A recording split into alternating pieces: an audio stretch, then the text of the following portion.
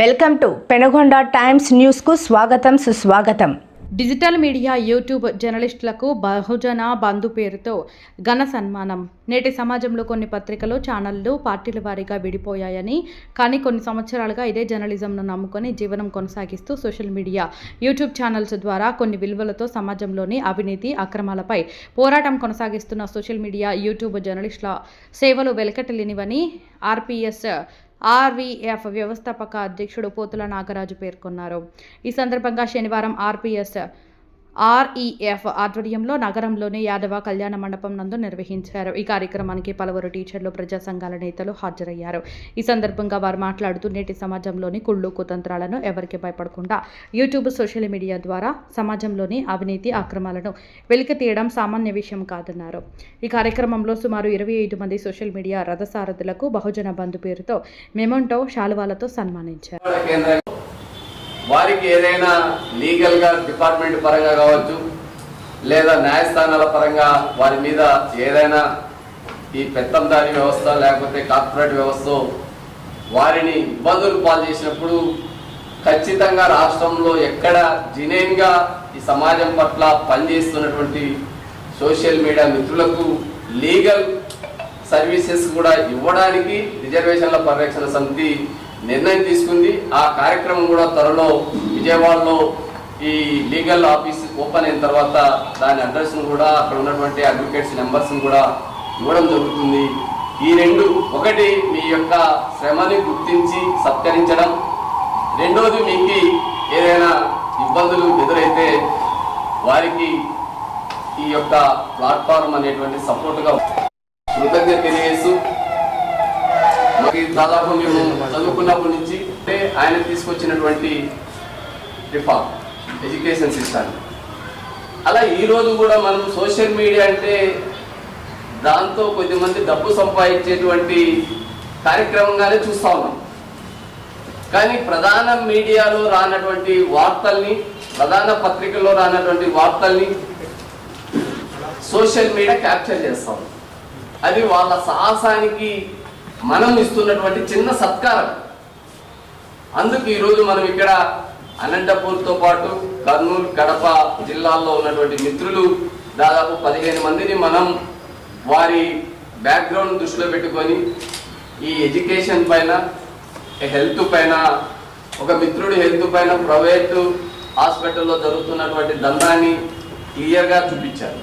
అదే ప్రభుత్వ ఆసుపత్రుల్లో మందులు లేక, డాక్టర్లు లేక, కొరతగా అక్కడ ఉన్న పరిస్థితుల పైన చూపించారు. ఇవి వారు దాని నుంచి ఆదాయం రాదు, కానీ ఆ వాస్తవాన్ని సమాజానికి తెలియజేయడం వల్ల అక్కడ ఏదైనా ప్రభుత్వమో అధికారులు చర్యలు తీసుకుంటే ప్రజలకు మేలు జరుగుతుంది. కాబట్టి ఇలాంటి సంఘటనల్ని సమాజానికి చూపిస్తూ ఒక బాధ్యతగా పనిచేసినటువంటి మిత్రుల్ని మనం గుర్తించి వారిని ఇక్కడ ఆహ్వానించడం జరిగింది. అభినందనలు. సన్మాన గ్రహీతలకు రిజర్వేషన్ ఎంప్లాయీస్ ఫెడరేషన్, రిజర్వేషన్ల పరిరక్షణ సమితి, ఎస్సీ, ఎస్టీ, జేఏసీ నేతల యొక్క సంపూర్ణమైనటువంటి సహకారంతో మీ యొక్క శ్రమని గుర్తించి సోషల్ మీడియా రథసారథుల్ని, రాయలసీమ జిల్లాల్లో పనిచేస్తున్నటువంటి మిత్రుల్ని ఆహ్వానించి అభినందించడం, సత్కరించడం అనేది మా యొక్క బాధ్యతగా మేము భావిస్తాం. ఈ ప్రధాన కార్యక్రమం ఉద్దేశం ఏమంటే, పత్రికలు, ఛానళ్ళు ఎవరి వైపున ఉన్నాయో మనం చూస్తూ ఉన్నాం. సామాన్యునికి అండగా నిలవాల్సినటువంటి మీడియా ఈరోజు కార్పొరేట్ కబంధాస్తాల్లోనూ, రాజకీయ పార్టీల కబంధాస్తాల్లోనూ బందీ అయింది. కాబట్టి ఈరోజు ఏమి జరుగుతూ ఉన్నా మేనేజ్మెంట్ అనేది, అంటే మా పత్రికల్లో వచ్చిందే మాకు శాసనం అన్నట్ల ఎవరు అధికారంలో ఉంటే వారి వైపు. ఇప్పుడు ముఖ్యంగా 3 ప్రధాన పత్రికలు మనం చూస్తే, ఈనాడు, ఆంధ్రజ్యోతి, సాక్షి, చదువుకున్నటువంటి విద్యావంతులు ఏ పత్రికల్లో వార్తని నిజమనుకోవాలో తెలియడం లేదు. వీటిని కట్టడి చేయాల్సినటువంటి ప్రెస్ కౌన్సిల్ ఆఫ్ ఇండియా ఎలాంటి చర్యలు చేపట్టారు.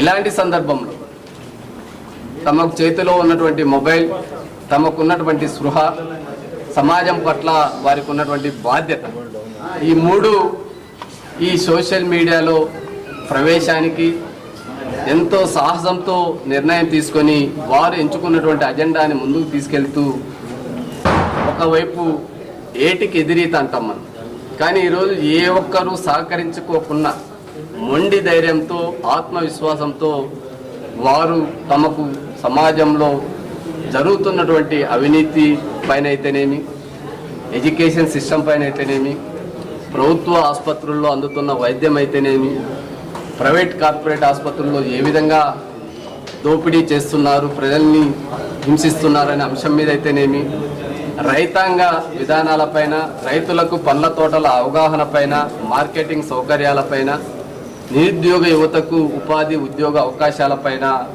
మౌలిక వసతులపైన, ఇలా చెప్పుకుంటూ పోతే ప్రతి అంశాన్ని తమ వంతు బాధ్యతగా పనిచేస్తూ సమాజానికి ఉపయోగపడుతున్నటువంటి మిత్రుల్ని ఒక చిన్న సత్కారం ద్వారా వారి బాధ్యతను పెంచే ప్రయత్నం మేము చేశాం.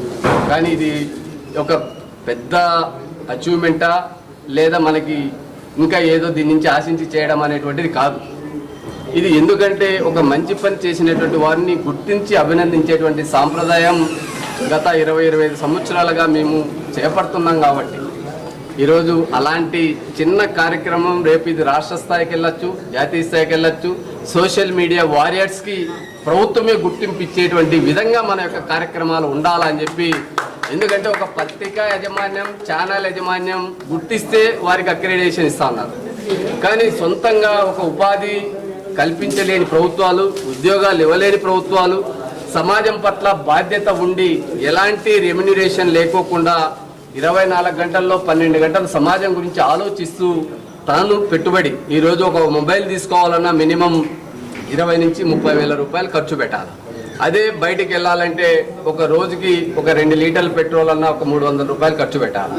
ఫుడ్ వారికి లేదా 2 పూటల బయట ఫుడ్ తినాలన్నా 200, ఇట్లా రోజుకి 500 పైన సొంత ఖర్చులు పెట్టుకొని మళ్ళా ఎడిటింగ్ చేసుకొని సమాజానికి చూపుతున్నటువంటి దృశ్యం ఏదైతే ఉందో అది సమాజానికి ఉపయోగపడుతుందని మేము భావిస్తాం.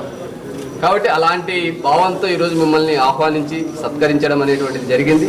ఈ సన్మానంలో భాగస్వాములైనటువంటి సోషల్ మీడియా మిత్రుల్ని అభినందిస్తూ ఇలాంటి కార్యక్రమం ఇంకా రాష్ట్ర స్థాయిలోనూ లేదా ఇది కంటిన్యూ ప్రోగ్రామ్గా ఉంటూ మీకు లీగల్ అడ్వైస్ కూడా ఏదైనా న్యాయపరమైనటువంటి ఇబ్బందులు మీకు తలెత్తినప్పుడు యాజ్ ఏ హైకోర్టు అడ్వకేట్గా నాగరాజు, నా మిత్ర బృందం ఒక ఆలోచన చేస్తూ ఉన్నాం. విజయవాడ కేంద్రంగా ఒక లా ఫర్మ్ని ఏర్పాటు చేసి సమాజంలో మా వంతు న్యాయ సలహాలు ఉచితంగా అందించడానికి. ఈరోజు న్యాయం అనేది చాలా ఖరీదైపోయింది. న్యాయస్థానాలకు వెళ్ళాలంటే భయపడే పరిస్థితి ఉంది.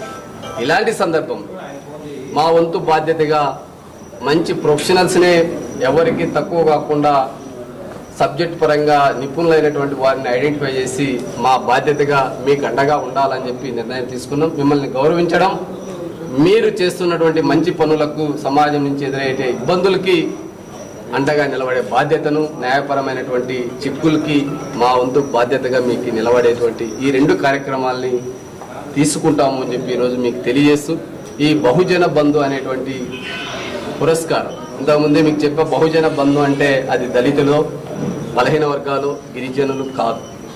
మెజార్టీ ప్రజల సమూహాన్నే బహుజన సమాజం గౌతమ బుద్ధుని యొక్క స్ఫూర్తి ఏదైతే ఉందో బహుజన హితాయ బహుజన సుఖాయ, దాన్ని మనమందరం కలిసి సమాజం కోసం మెజార్టీ ప్రజలు, మెజార్టీ వర్గాల సమస్యల్ని ప్రజలకు ఉపయోగపడేటువంటి ప్రతి అంశాన్ని మీ ద్వారా ముందుకి తీసుకెళ్లే బాధ్యతను ఈ రోజు నుంచి సన్మానం పొందినటువంటి వ్యక్తుల బాధ్యత ఇంకా ఎక్కువగా ఉందని, మీరందరూ సమాజంలో ఒక కీలకమైనటువంటి సోషల్ మీడియా రథసారథ్యానికి బాధ్యత తీసుకోవాలని చెప్పి